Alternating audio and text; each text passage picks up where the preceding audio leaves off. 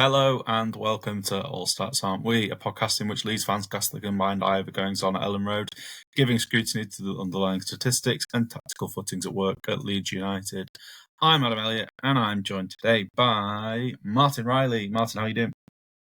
I'm doing well, thank you, Adam. I'm well fed. I've had a kebab for tea, which was bigger than I was expecting, and didn't finish half of it. So I've got lunch sorted for tomorrow, but I'm well fed and looking forward to podding with you. How are you? I'm also well and well fed. Can you guess what I ate tonight? I haven't got a clue. Go on, tell me. Oh, it's not like I didn't just tell you and then we had to redo this because the intro messed up. I had a stuffed chicken breast with mozzarella, pesto, and usually we go for either chorizo or pepperoni, and this time I went for pepperoni. And it was really good, and super set of chips and a salad, and yeah, so raring to go talk about Fulham FC against Leeds United, which is what we're here today to do. If you are listening to this, please make sure to leave us a review. It really helps us out. It'd be nice if you could give us 5 stars on Spotify or wherever else you listen to this. If you are listening or watching this on YouTube, hello. We are on YouTube this year. And I'm wearing another Leeds shirt again. Martin's not. He's wearing a Pokemon shirt. Great. But yeah, if you could like, subscribe, all that good stuff, it really, really going to help us out. We've had some really good growth in just a month on there, really, and we'd like to see more. So that's the only thing I will say. Otherwise, on to proper business, I guess. Martin, straight away, we don't need to labour on any of this. We're here today to discuss the game at Craven Cottage against Marco Silva's Cottagers, which is on Saturday at 3 o'clock. So first time not on Sky for Leeds out of the 5 games this season we've played so far. And first of all, Martin spoke to Kish. Hi, I'm Martin Riley. I'm joined today by Kish, better known online as the Cottage Tactico, to discuss our next Premier League game against Fulham down at Craven Cottage.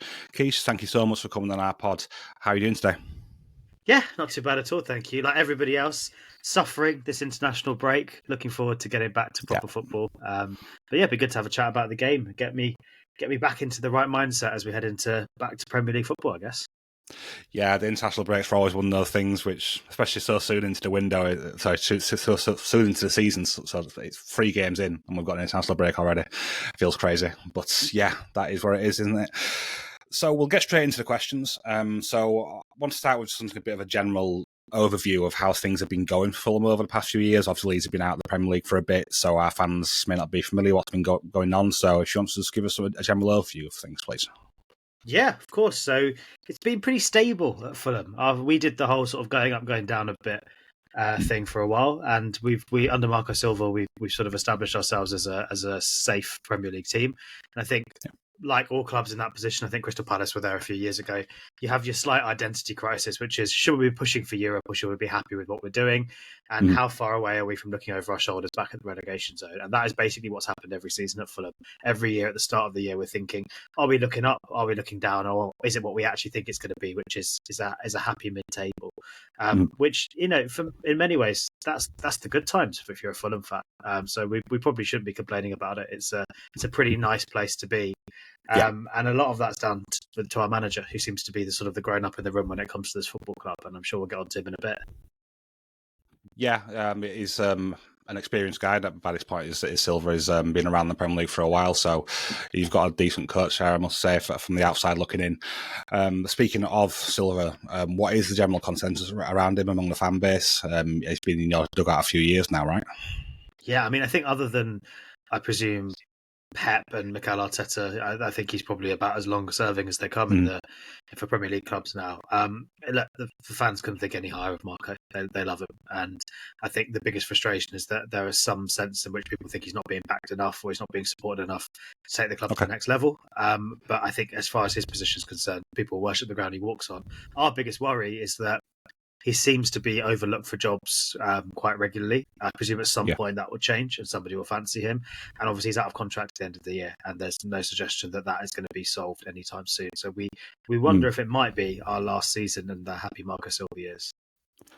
That is a bit of a concern, I'm sure, among your fans, because you can imagine that since he's done so well at keeping Fulham stable, with not loads of investment. I think it's fair to say that he probably will be looked at by higher rated clubs, potentially elsewhere in Europe as well. So that is definitely a concern for you guys. So let's see what goes on with that. But moving on to the exciting stuff on the pitch. So how can we expect Fulham to look in possession when we come down to Craven Cottage? What kind of style play do you play under Silva? Yeah, it's a really interesting one, that, because for a long time Marco was somebody who was quite rigid in what he wanted to do.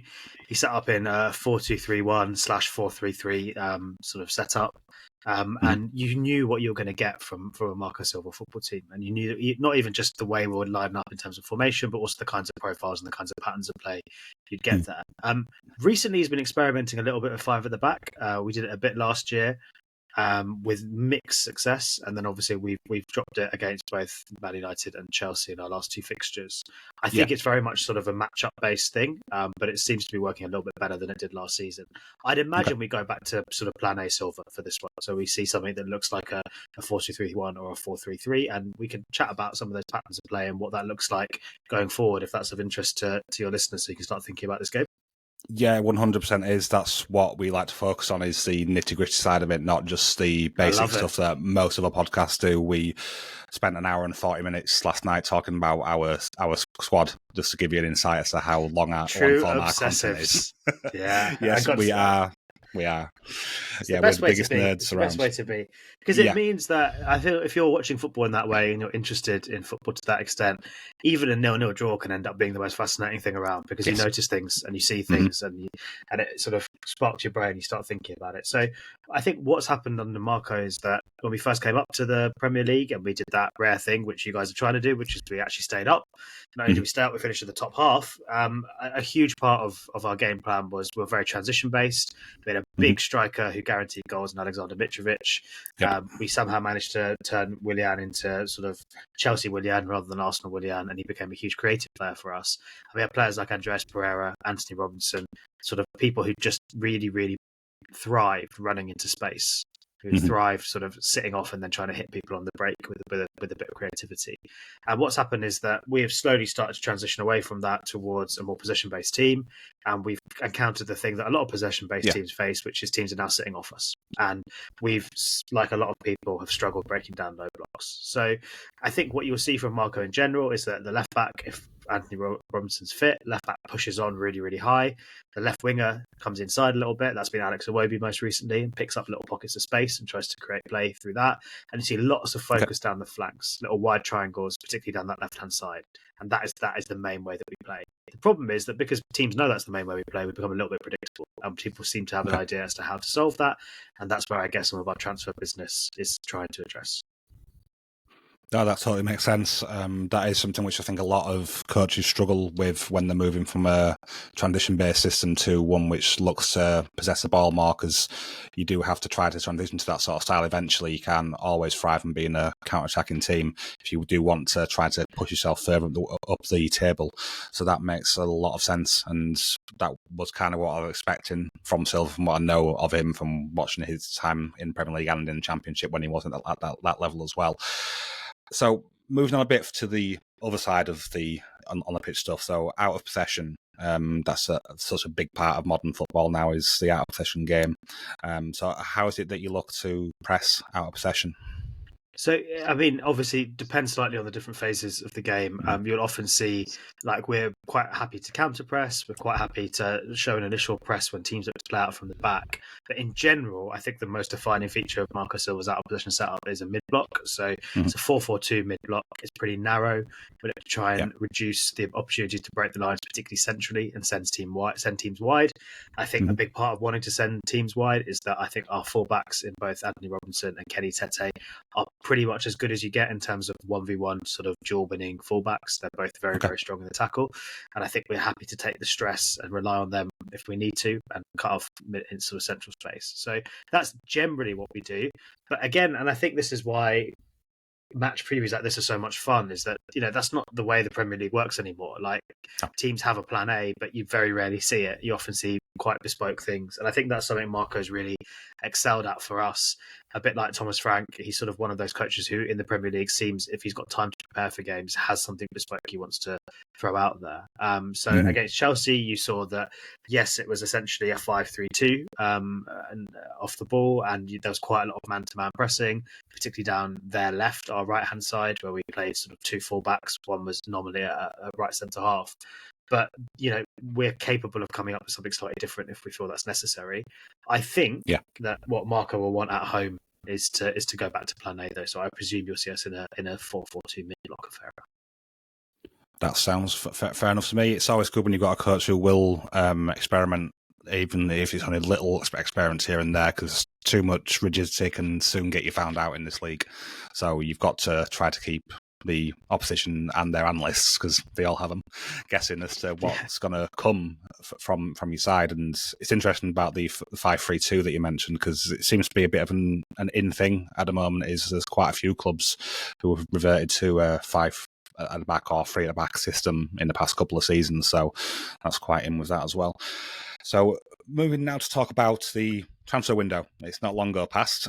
So how do you feel the transfer window went for Fulham? From the outside, it looked pretty uneventful for a long part of it, and then it just suddenly sparked to life on deadline day. So you weren't excited by our signing of a French backup goalkeeper who got his side relegated last year? I was. But not many other people would be. Well, I mean, crucially, I don't think Marco Silva was either. He was pretty vocal about what he thought was going on with our business. Look, it's a funny one to assess, isn't it? Because we've got a coach who has worked with the squad of players now consistently for quite a long period of time.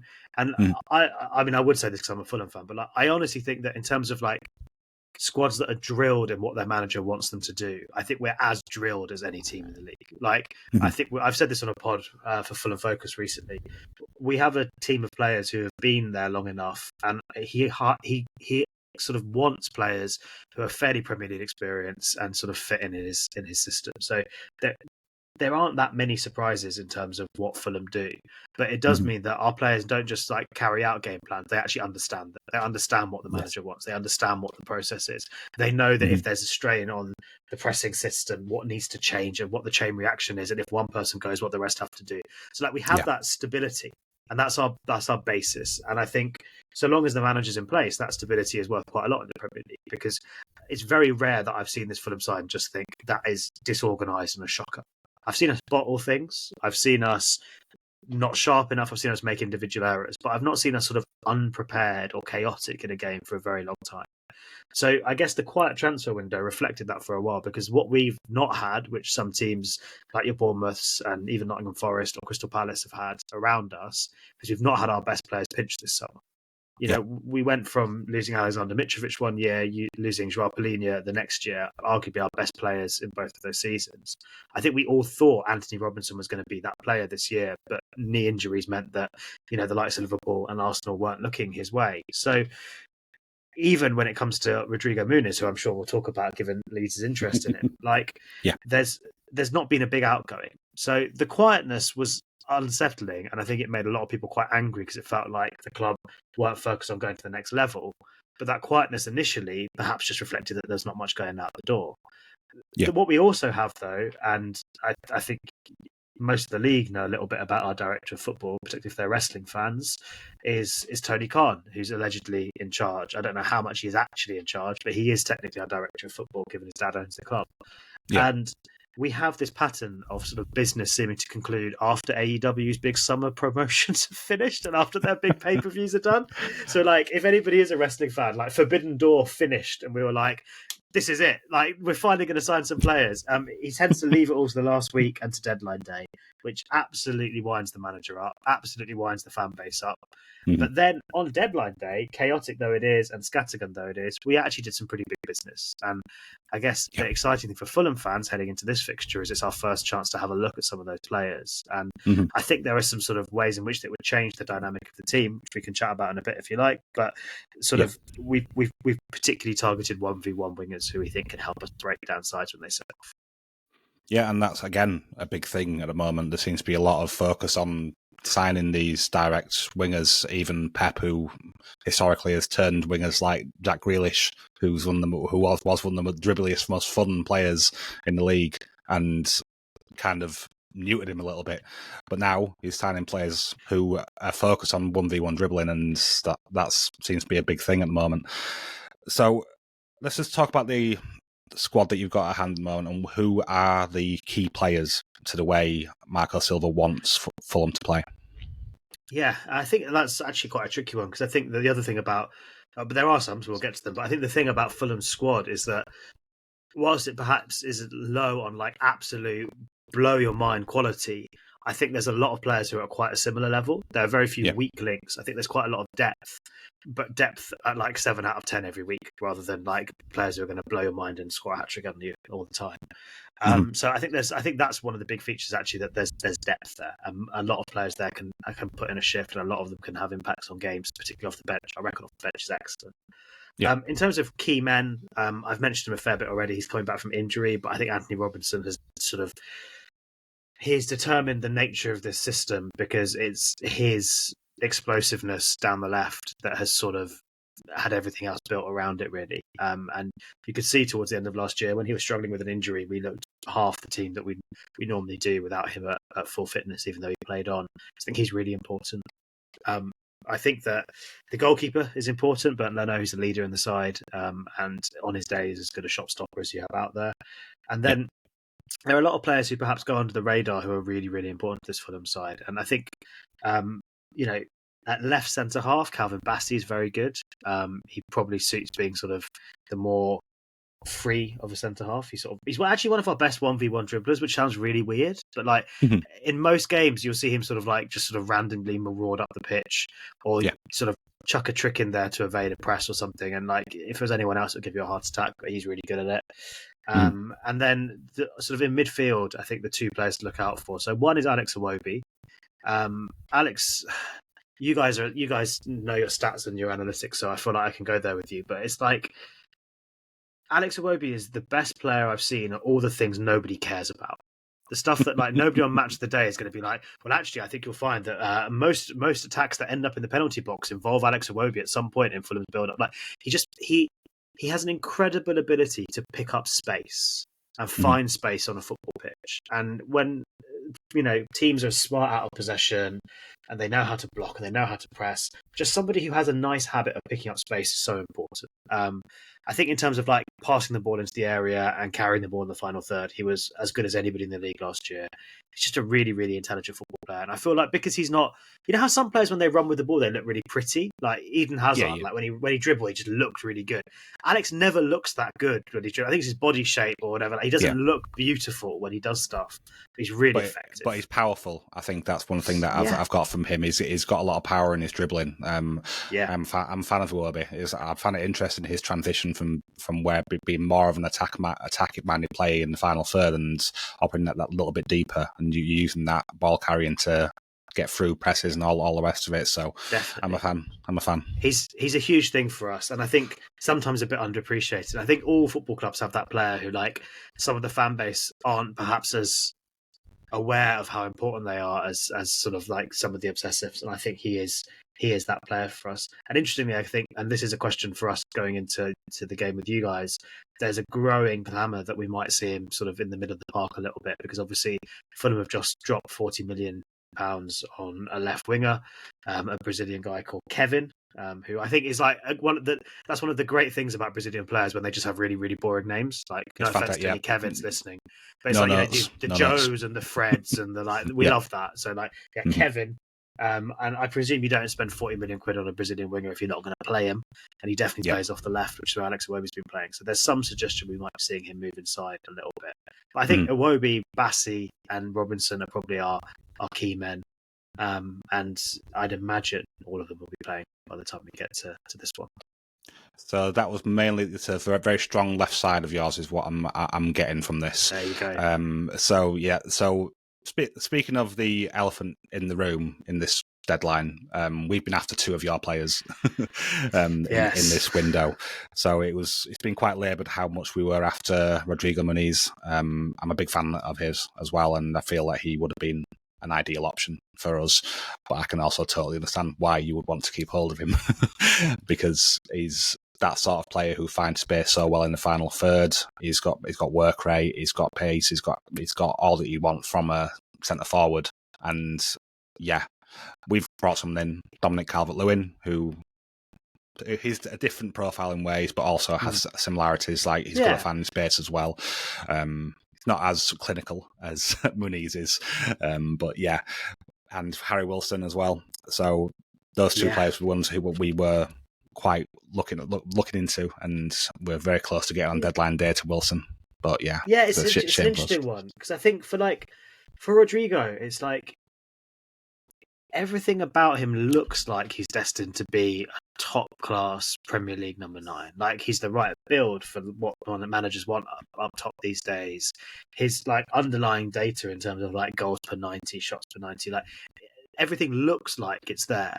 But he's never quite done it consistently for a whole season as a starting number 9. Partly due to injuries, partly due to rotation. Just like it's never been a whole season thing. There's always been like patches of like 8 to 12 games where he's started or come off the bench regularly and just scored, and you're like, this is it. This is the moment that Rodrigo is going to become the man. Like he's got number 9, he's going to be the number 9, and then he either gets injured or something happens, and then Raul Jimenez comes back in the team and randomly starts scoring goals, even though everyone's written him off, and Rodrigo becomes an impact sub again. And I think Fulham are at a weird place with him, where it's like we all think he's going to be our number 9.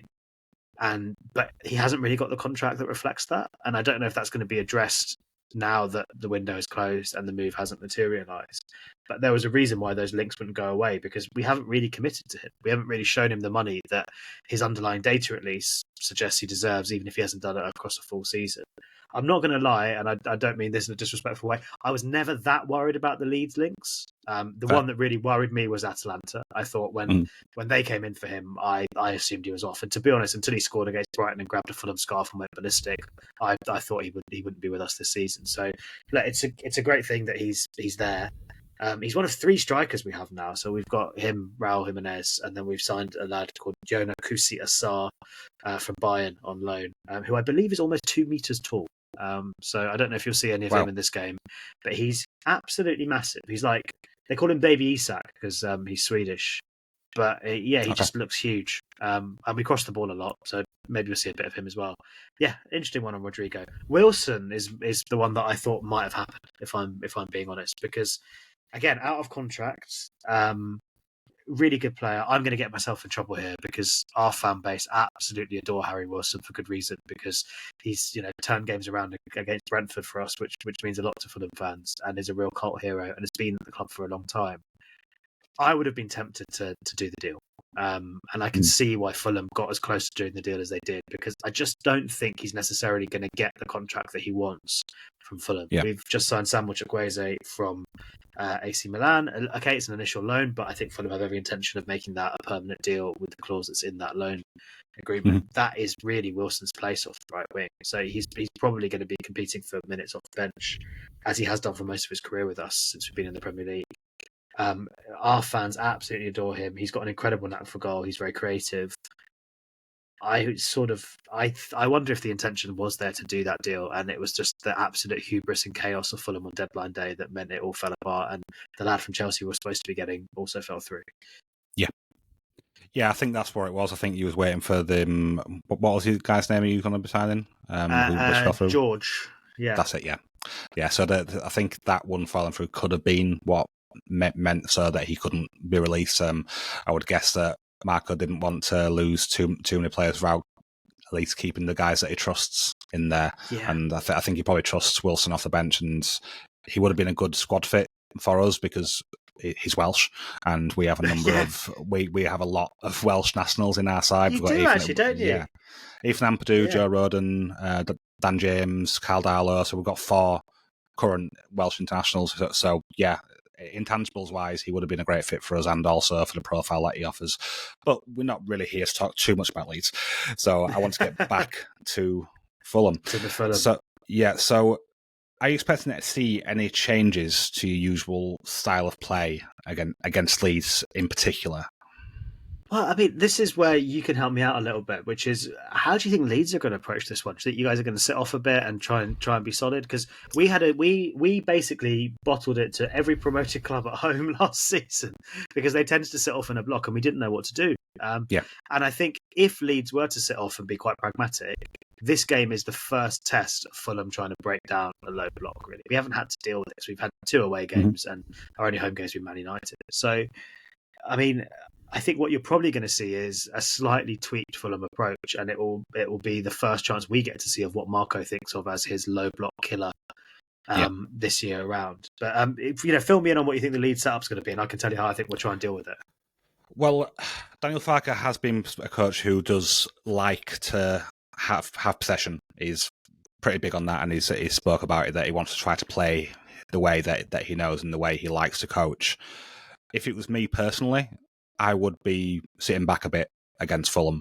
And I would be, especially with what you said about having some difficulty breaking down low blocks, that would probably be my approach. If I had to say, I don't think that'll be the tactic which Farke will go for. At Arsenal away, we were trying to play with the ball. And, I did see that, actually. Yeah, so that tells you what you should know, that he's pretty stubborn in not wanting to change that style. I mean, Leeds have had their share of stubborn coaches, but the stubborn coach that we're most known for in recent years is Marcelo Bielsa, and he's earned the right to be stubborn. And at the moment, there's too much hinging on the way we play.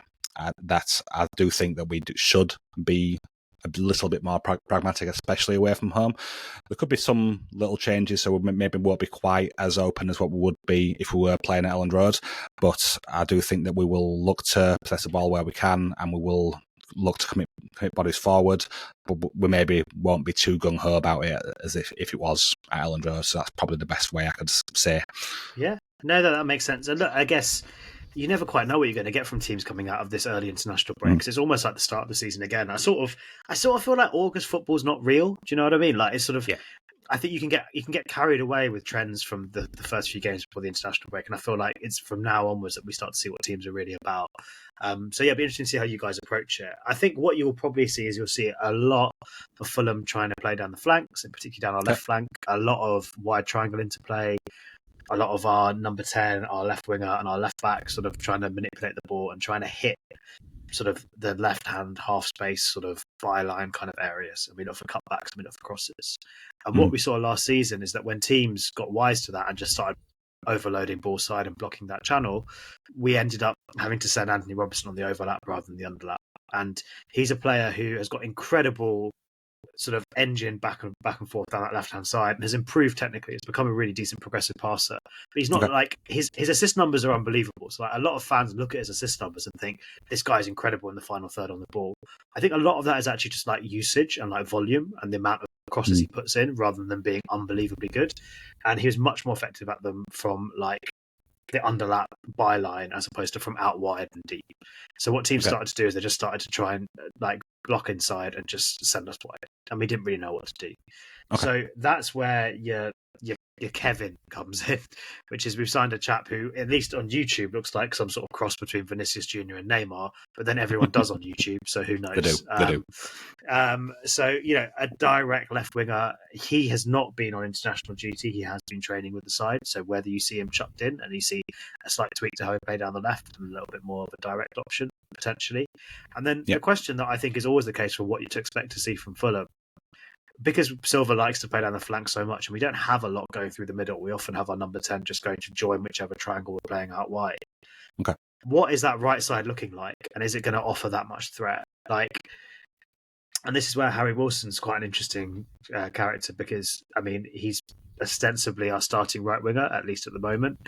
He's got an incredible knack of popping up with goals and he's very creative, but he's not sort of like the cheat code explosive winger who you can switch it to in isolation. He's just going to make stuff happen.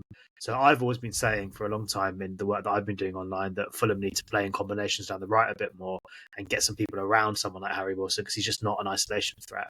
If you want to isolate him playing Adama Traore out there, he can do that all day. Whether you'll get anything at the end of it is another question, but he can isolate a man and take them to the byline, no problem.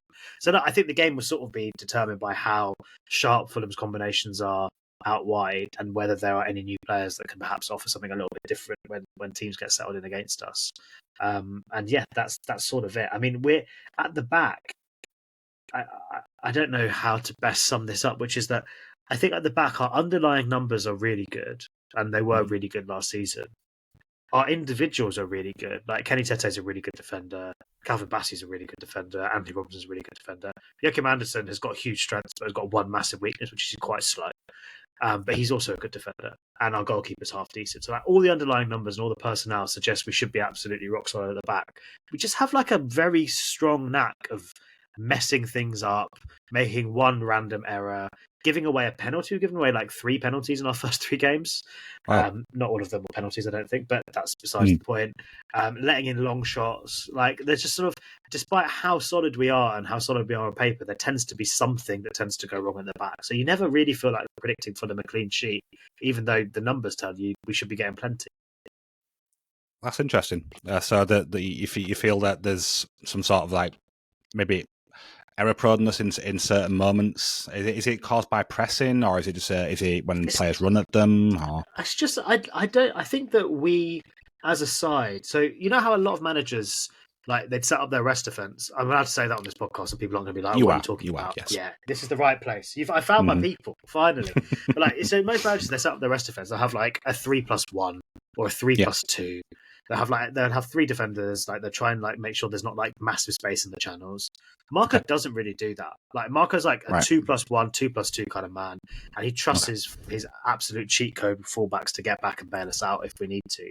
So it does mean that I think that we do seem to like concede quite dangerous chances. We don't concede many chances, but when they do, they tend to be quite good ones. And then also we've been absolutely terrible at set pieces defensively for quite a long time now. I think part of that's personnel based. I think since we lost Mitrovic and Polina and stuff like that, we've got a few like big units, but none of them are that good in the air. So like Sander Berger, who plays at defensive midfield, is huge, but he's not really that imposing in the air. He's like a small guy in a big guy's body, basically. It's the best way to think of him. So yeah, I think that there is a sense of like, however good this Fulham team are defensively, you always fancy that your opponents are going to get a goal, and that's probably not a great place to be for the manager. So yeah, maybe one to watch out for there. I mean, you've signed a few big units, haven't you? You might fancy yourself at a set piece. We have not signed someone who is shorter than 5'11", and I believe 6 of them. Maybe that's why Wilson fell through. Didn't fit the rubric. And then I think about 6 of them are 6'2" or above. So yeah, Anton Sak, who's brought in from Bundesliga, 6'4". We've brought in our goalkeeper Lucas Perry, who's 6'5". Jakob Biol, who hasn't really played much for us outside the cup game, is 6'3". And yeah, just lots of big units. Even the fullbacks that we've signed have been pretty big. Gabby Goodmanson is 5'11", which is pretty tall for a fullback. So yeah, there's quite a lot of height. So set pieces is another thing that I'm thinking may be something we could focus on potentially. We've been terrible at them. I don't think Burton is the best at collecting from set pieces. Although no goalkeepers are anymore, because the level of blocking that's allowed now is like a different world. We've actually just promoted one of our youth coaches to be a full-time set piece coach. We didn't have one. We're one of the Premier League teams who refused to have a set piece coach for quite a while. So I think it's something the club are aware of and want to try and deal with. So yeah, that's probably something to look out for. We've got a high sort of tendency for bozo moments. We also, by the way, like Burton is a really good goalkeeper and his shot stopping is amazing. We let in so many random goals from long distance last year. He had like a terrible like post shot XG plus minus, like dreadful. Like I think he was like the best in the league other than Alisson in 22-23, and he was like one of the worst last year. So he seems to be in a better place this year, but a random long shot seems to undo us quite often. Yeah, so that's the thing with goalkeepers. They can so quickly shift and have one good season and then one bad one. It's a weird one, these goalkeepers. But just get back to the match itself. Could you give us your best guess at what your lineup will look like? Yeah, so obviously there's a slight caveat in you never quite know who's going to come back and have a random knock from international duty that none of us have heard about yet. So let's watch that space. Like I said at the start of the pod, I'd expect Fulham to go back to Plan A, and Plan A is 4 at the back. So let's assume it's that. Burton will be in goal. We signed our big French backup goalkeeper Benjamin Lecomte. He was our only signing until deadline day, but yeah, he's not going to get a game. So Bert Leno in goal, Kenny Tete at right back, who I think is a really good player. Like I'm glad he's. I'm a fan of his actually. I'm a fan of his. Yeah, I think he sort of goes under the radar a little bit because he does all the stuff that's like not that sexy anymore, but he's really tenacious and he never really lets you down. So yeah, Kenny Tete at right back, Anderson and Bassi at the centre of the defence, and then you'd imagine Anthony Robinson will be good to go in this game. He's come off the bench recently because he's been dealing with rehabbing a knee injury he had over the summer, but he hasn't got an international duty. I think he'll be back, and if he's back, he'll play because he's really important to us.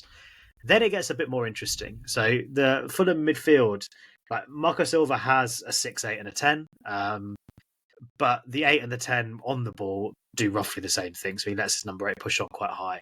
But off the ball, he expects the number 8 to come and sit next to the 6. So we've been playing Sander Berge as the deeper of those two midfielders and letting Sasha Lukic sort of bomb back and forth a little bit. Lukic, by the way, I think is like the player that nobody ever talks about because, again, a bit like Kenny Tete, he doesn't do anything particularly sexy. He's just really good. Like he can sort of do everything, include get booked about like 30 seconds into every game. But like he's a really good player, and we're lucky that he's sort of old enough and unexciting enough that nobody ever seems to want to buy him. But he's really good. The problem they have is that neither of them are that progressive, and I think we talked about our lack of ability to break down blocks, and we talked about our lack of creativity through the middle and our tendency to push everything out to the wings. There's been a long-standing sort of rumbling question of Marco Silva wanting a more progressive number 8. We were linked really heavily with Kieran Dewsbury-Hall before he went to Everton, and the idea that he would break up that partnership in games like this. Leeds at home is the game where you think, newly promoted side, do you need to have 2 defensive midfield players? Could you have one? Mm-hmm. Yeah. The problem is we didn't sign any of those players. Tony Khan got too distracted trying to screw you guys over on Harry Wilson and sign loads of wingers. So we never got that player. So I'd imagine it's going to be Lukic and Berger. But there is a question mark, like I said before, as to whether Alex Iwobi moves into one of those central midfield positions and we get an extra winger in. But for now, I presume Lukic and Berger, and we'll see what happens off the bench. Marco Silva is quite reluctant to throw new signings in immediately. Just because he's so like into patterns of play and drilling the team like to the nth degree. So I've not got any of our new signings in this starting 11. I might be proven wrong and he might chuck Kevin in, but I'm assuming not. So that would be Iwobi off the left, Harry Wilson off the right, just to add some spice to it. I think when we played 4 at the back, I think against Brighton first day of the season, and he was the player off the right. I think he's ahead of Adama Traore in the pecking order. I don't think Samuel Chukwueze is going to be thrown in straight off the back of international duty with Nigeria. That seems unlikely and sort of out of character for Marco. So I'd imagine it'll be Wilson. Although you could move Iwobi to the right hand side and then you could get Kevin into the side. I think of all of our new signings, Kevin is probably the most likely to play just because he's been with the squad over the international break, and obviously he was the most money. But for now, Iwobi left, Wilson right, Josh King in at number 10. I can't believe I have talked to you for 35 minutes about my beloved Fulham Football Club and haven't talked about Josh King. I mean, I love that boy. He's so good. He's so talented. Oh, that's good to hear. I mean, I don't know if you saw the West London derby, but he scored a lovely goal against Chelsea. I think it's highlight, yeah. And that was disallowed, and that we've put in our goal of the month competition anyway, just because we're all really bitter about it. And he's definitely going to win. Josh King is like, when someone comes through the youth setup and you're like, oh, they look good. Please don't sign for Liverpool. Please don't sign for Man United. Please sign a new contract. And it finally happens, and you think, okay, now they just need to get a start. And then he started all 3 games of the season, including when we've gone to 5 at the back and dropped an attacker. So, I think this is his moment, and Marco Silva seems to be happy to just sort of ride the Josh King train and see where it goes. And yeah, he's handy in fantasy football if anybody needs a 4.5 enabler, because he will start games and he will score goals. Really, really good techie number 10. So I presume he'll play. And then Rodrigo Muniz up front. Muniz, I said to you before, he's never quite done it for a whole season. He's also in danger of falling into the category of obviously our best striker, but twice as good as our best striker off the bench as he is when he starts. He always scores off the bench. And that sort of does become a problem after a while, because you kind of want him as that cheat code off the bench. But I presume he'll get a start to start with here, and we'll see a bit of Raul. Marco never plays the strikers for more than 60 minutes, really. He tends to swap them. So you'll probably see someone else after a bit. So yeah, that's the starting 11. Very good. Thank you for that. And the final question, we don't ask for predictions on this podcast, but what I will ask is, where do you think this game will be won or lost? I think the sort of... So on the internet, I go by the very pretentious name of the Cottage Tactico because I love sort of managers' game plans and tactical setups and stuff like that. I think that part of this one is just going to be a judgment call as to how both managers choose to play this. Mhm. I think if Daniel Farke decides he wants to stay true to his roots and to play football, I think Fulham will have a very good chance of winning this because we are always better when teams come onto us. Like, there's a reason why we always look $1 million against Liverpool and Chelsea and Man United, and then like Southampton pitch up at the Cottage and we look terrible because we're trying to move away from being a transition-based team, but we just look happier in transition. So I think if we are given chances to do that, and your manager makes the decision to go for that, it doesn't matter what Marco's cooked up. I think we'll probably be fine. If you try to be a bit more pragmatic, then I think the pre-game sort of thing that really matters for me is what is Marco Silva's plan to break down sides this season? We've not seen us try and systematically break down a side sitting off yet, just by the nature of who we played. Is he willing to sacrifice a defensive midfield player and get somebody more progressive into those central areas? Is he willing to try and throw one of those more unpredictable 1v1 wingers into the side sooner rather than later? Has he got a plan to try and get Anthony Robinson on the underlap in a way that isn't just easily blocked off by overloading ball side? Like, I feel like those sort of tactical considerations will probably determine where this is going before we even get to what the matchups are on the pitch. So I'm really interested in that.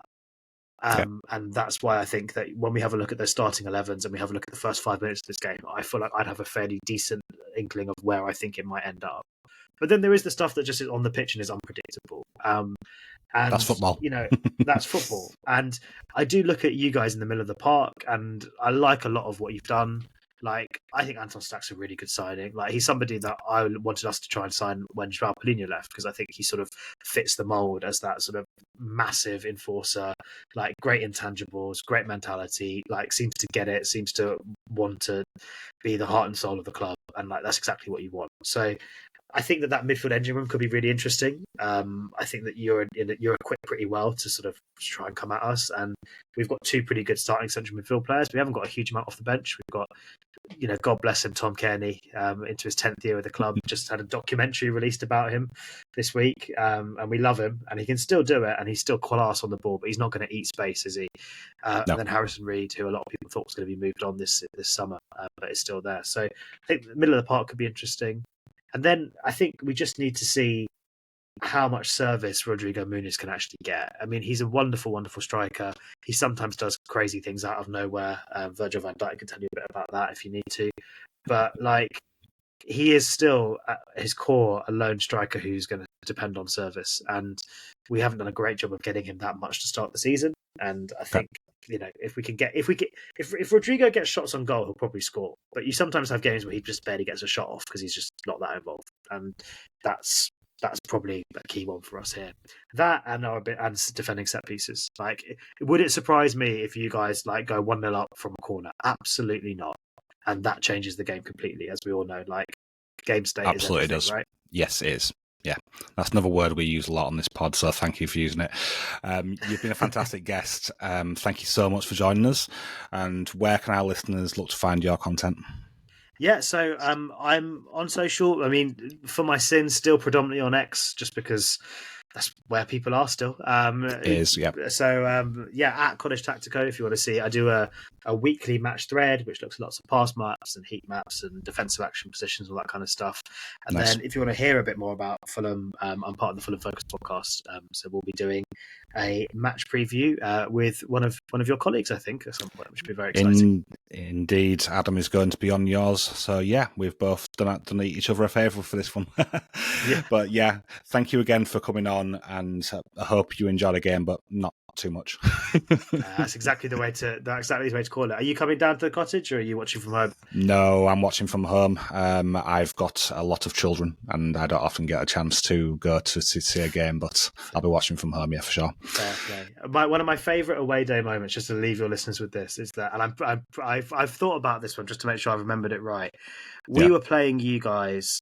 I can't remember if we were both in the Championship or if we had just come up and you were still knocking about the Premier League. Yeah. And there was some sort of like farmers market going on in Putney on the walk down to Craven Cottage. And Yeah. the Leeds fans were literally chanting, walking through the streets, "London's expensive, I want to go home." And you know what? Like, I agree. Like, what is going on? I think that's a great way to end this podcast. Thank you very much for that. But yeah, thanks again, and we'll see you next time, hopefully. All the best.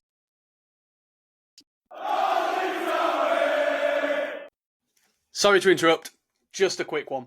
If you're enjoying the video, be sure to like and subscribe to help us keep the content coming. And if you want even more, you can support us over on patreon.com/ASAW Patreon. You'll get bonus podcasts, exclusive articles, and access to our Discord community, all while helping us make more of the content you love. Thanks. Now let's get back to it. Better known as the Cottage Tactico from the Fulham Focus podcast. And we're going to play that into you right now while I'm losing my voice.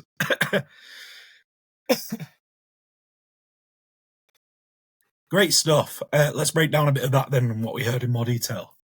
I mean, mine, we've set the bar extremely high for these interviews so far. Every single one of them, excellent. Another really good one there. And yeah, I just liked a few of the things that he discussed that I wanted to point out quickly before we move on. First of all, the use of bespoke things to describe managerial tactical changes mid-game, I really quite liked. I've never heard someone use that phrasing before. Not even John has coined that, so that was quite a fun one that he used that I really enjoyed. And then the other stuff I wanted to just quickly touch on is while he talks about breaking teams down, Martin, and how they've suffered from that. I feel like there's some parallels there to us, but also I'm looking at who they've just brought in and who they already had, and they already have options that I feel like break teams down a bit better than we do. We wanted to sign one of them, for example, in Harry Wilson, as you discussed, but they also have, obviously, King, who's doing really well, Iwobi, who's great, Emil Smith-Rowe is an option, and they've signed Chukwueze and Kevin. So as much as he's been quite critical of them in terms of that aspect and how against promoted teams they've not been particularly great at it, I think they have a squad that can probably deal with that more. So that worries me a little bit. And again, it just shows absolute insane quality level of teams that are, and I mean this as respectfully as possible to Fulham, as mid-table as they are, and like the kind of options they have now. And this is what we're up against, and it really terrifies me this season because this is just another really, really tough game, isn't it? Yes, it absolutely is. And like you say, Fulham are very mid-table, but also have a very, very strong side. And that's what happens when you get consolidated in the Premier League and don't get relegated after the first couple of seasons. And they've shown how well you can build a squad, and they've got a very, very strong one. So 100% is going to be a difficult game for us. I did really like Kish. I really enjoyed interviewing him, and he's a perfect fit for our podcast. I mean, he even had to ask if you could use the term rest defence. I'm like, yes, of course you can use rest defence. Our listeners generally should understand rest defence and know all the rest of it by now. But yeah, there's a lot of interesting stuff from that, which we'll get into in more detail, I think, on the analysis of us quite soon in the second half of this podcast. I don't want to touch on it too much, but some things which I picked up on which I think maybe could give us some joy, potentially. Yeah, I want to just discuss one of them quickly again because it's another parallel to us, which is the set pieces thing.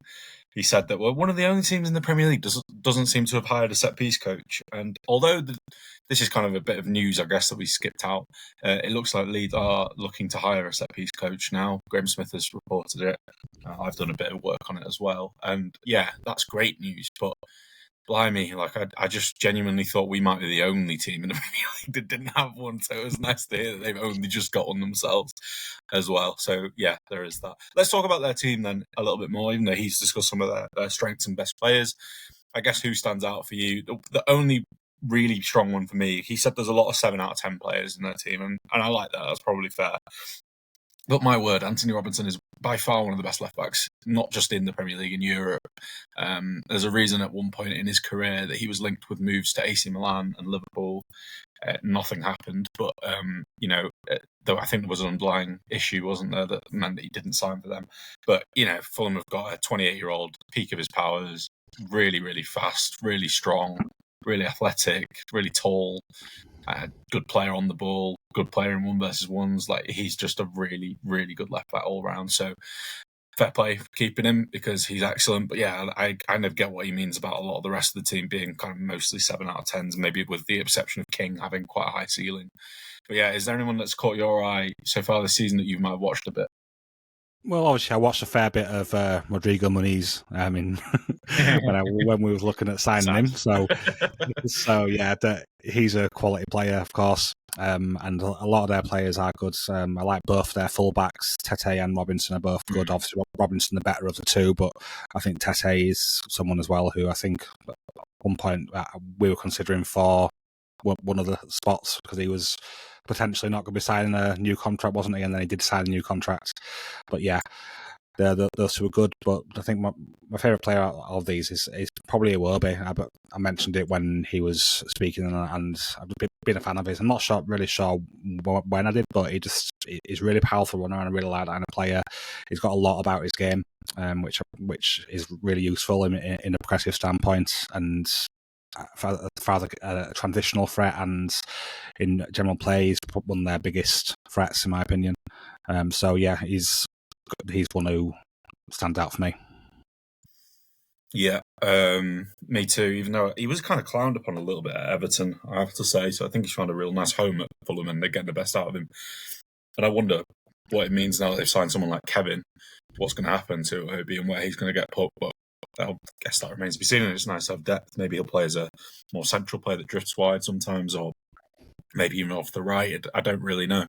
Maybe Kevin will have to hold the bench for a while, which is interesting because if you do follow any Tactico types on Twitter, which I'm sure some of our followers do and some of our listeners do, I certainly do, and a lot of them have been raving about him for Shakhtar Donetsk for quite a while now, and he's quite young too, so he could be quite an interesting one, but hopefully doesn't, as Kish said, they've not quite bedded them all in yet, and that's good for us probably because it may be in 3 or 4 games that he's starting regularly and is one of their better players, or is seen as one of their better players. Which obviously means that Harry Wilson is obviously going to start this game and probably score or assist the winner for Rodrigo Muniz to score or assist the winner. So we've got that to look forward to. It's kind of one of those written things, isn't it? And yeah, shout out to Leno, who I really, really was big on a few years ago, but had a bit of a weird year last year, yes, but I still think he's a pretty good goalkeeper. And a lot of the teams that stay up consistently seem to have a pretty consistent goalkeeper. And okay, last year wasn't his best season in a Fulham shirt, but generally speaking, over the last 5-6 years now, he's been one of their more consistent players. So, like him too. And if Anderson had more pace, he'd probably be playing for a European side because he's brilliant as well. So there's just lots to like. Let's put it that way. I mean, Sander Berge nearly signed for Man United at one point, for goodness sake. Muniz nearly went to Atalanta, who have got a good eye for strikers. So we were probably on the right lines going for him as well. So yeah, this is what 11th, 12th, 13th place looks like in the Premier League now. It's balmy, as we've said. I'm probably going to continue to say across these podcasts this season on this previews. Anyway, is there any stuff you wanted to talk about? I know you mentioned Iwobi, but yeah, he really does pop in this respect, doesn't he? He absolutely does. Obviously, there's not too much we can use team-wide until we've got more sample size. It's well too early for that sort of stuff. But however, amongst Fulham's team, Alex Iwobi is pretty much their king of progression. He's currently top for both progressive carries and for progressive passes, as well as progressive passes received. So see if you can work that one out for yourselves. Is he passing to himself in a progressive way? But no, obviously they've got other progressive passes. Grealish, Villa, hero bally, which might actually be all right, but it is a bit like that. Yeah, exactly. And on top of that, he's also made the most passes into the penalty area for them, completed the most crosses into the penalty area, and got the most shot-creating actions. So it's safe to say that if you nullify Iwobi, you can nullify a lot of what Fulham do in terms of both progression and box entries.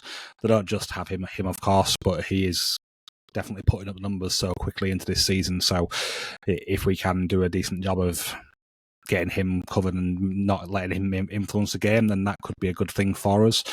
But then we just have to make sure we don't ignore their other threats. Yeah, for sure. Yeah, it's just scary, really, when you talk about it. Like, it won't be on paper, doesn't sound like the scariest player in the world, and then you've got all these numbers, and you're just like, okay, he's just a really good Premier League player, and there's just so many of them everywhere. hopefully in a few games' time, it becomes clear kind of what level we are. But this is a real tester for us, I think. First, a away game that looks particularly winnable. And yeah, everything we say right now has me worried. Let's put it that way.